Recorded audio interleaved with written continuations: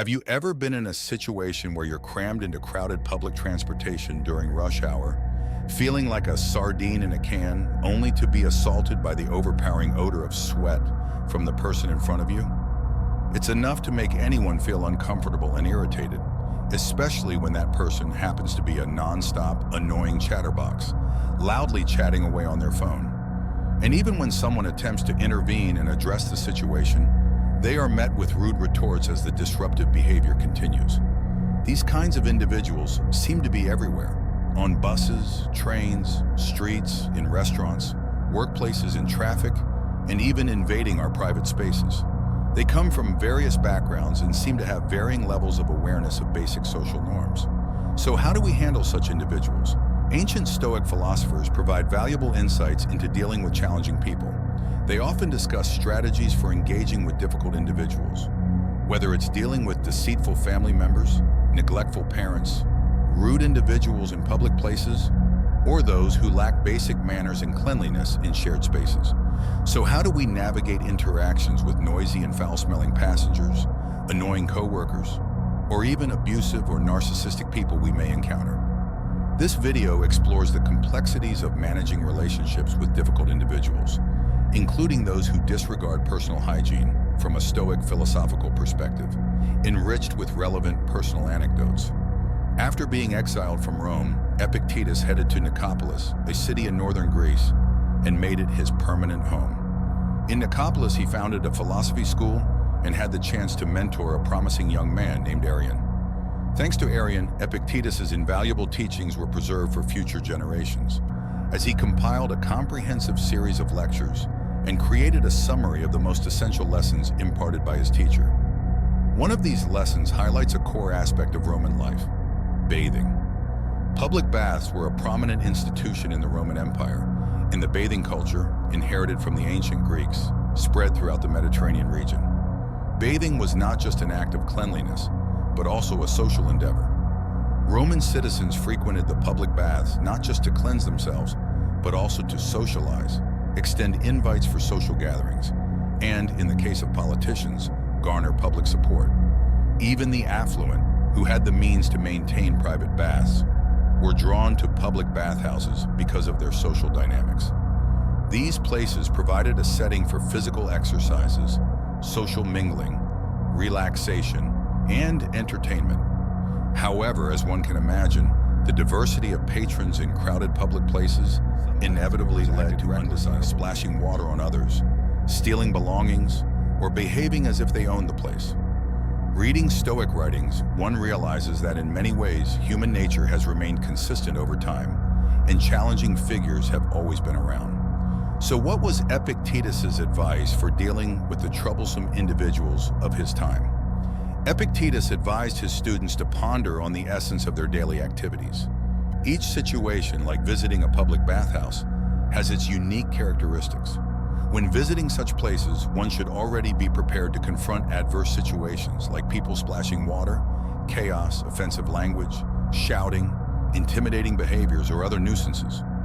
By understanding and accepting these intrinsic conditions of the environment, we won't be caught off guard when they happen. So, what does Epictetus counsel? He suggests that our focus shouldn't solely be on the act itself, like bathing, but on maintaining composure and emotional control amidst adversities. He said, "You will act more appropriately if you remind yourself, 'Now I'm going to bathe,' keeping calmness and conformity with nature in my mind." And the same applies to any other activity.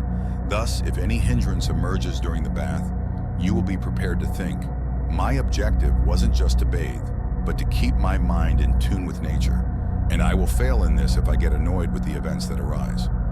This Stoic perspective can similarly be applied to using public transportation.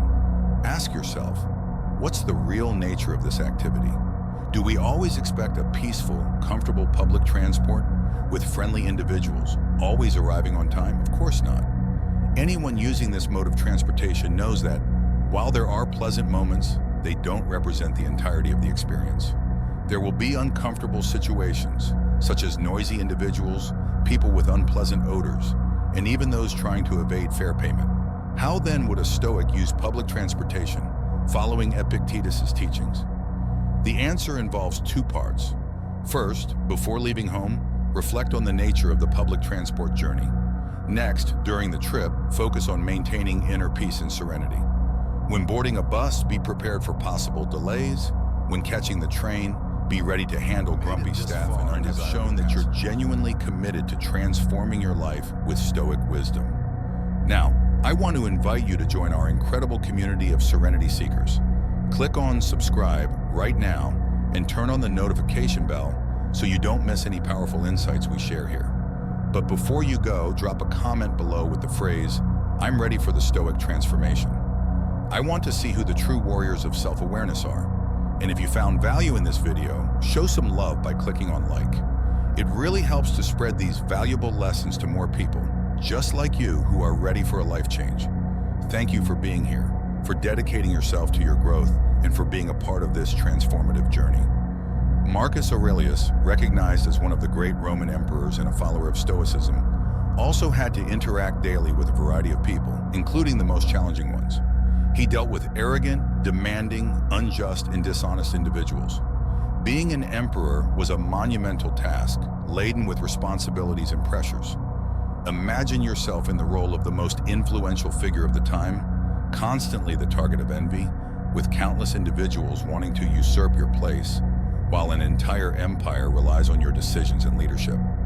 Marcus Aurelius, in his quest for wisdom and inner tranquility, indeed used writing in his personal diary to reflect on various aspects of life and human behavior. His reflections covered topics like resilience in hard times, the purpose of life, human nature, and of course the challenge of dealing with difficult people.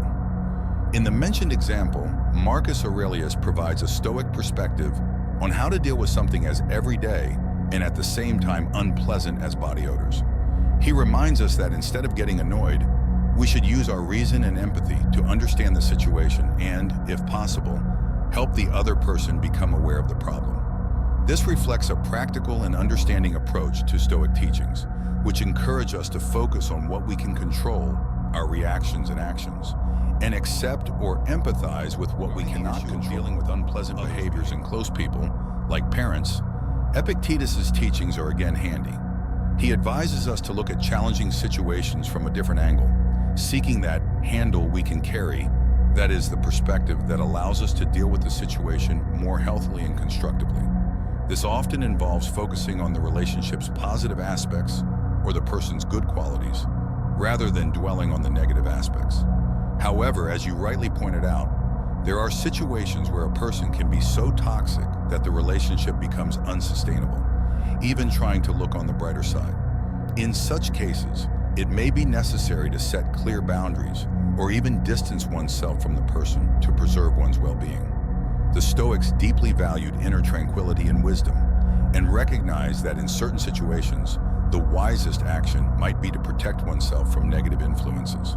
Continuing on this theme, it's essential to remember that Stoic teachings don't encourage us to be passive or accept injustices without questioning.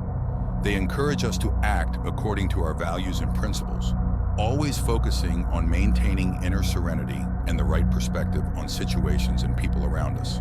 However, they also recognize that there are times when the situation becomes unbearable, and the wisest and healthiest decision is to step away.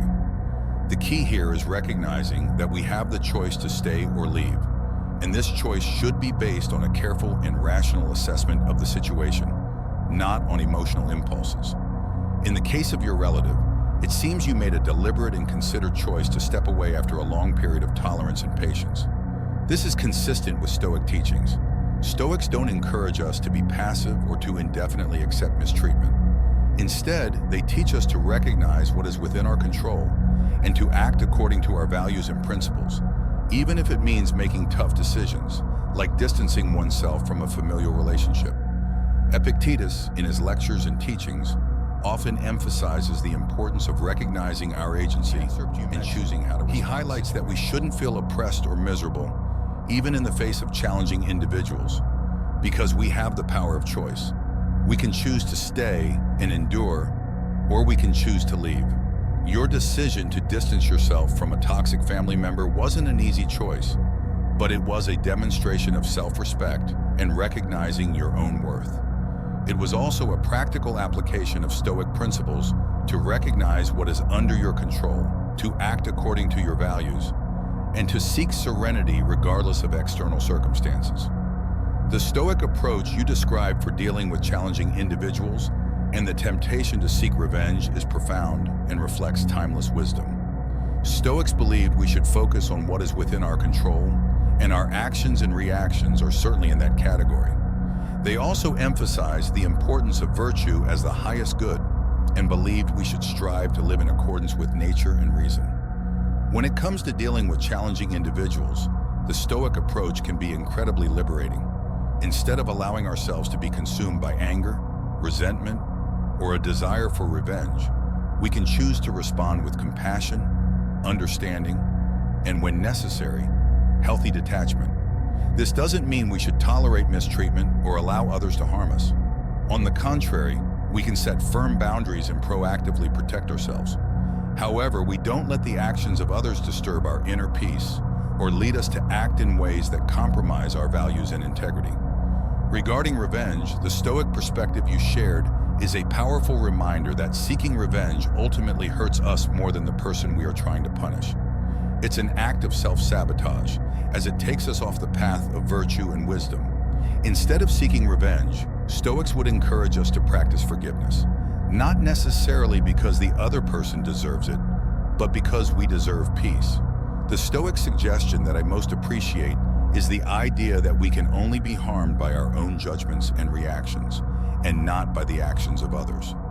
This perspective empowers us and reminds us that we have the ability to choose how we respond to any situation, no matter how challenging it may be. Understanding and practicing Stoic philosophy, especially in the context of difficult interpersonal relationships, can be a transformative journey. Stoics teach that we should learn to differentiate between what we can control and what we cannot. Our reactions, emotions, and decisions are within our control, while the actions and opinions of others are not.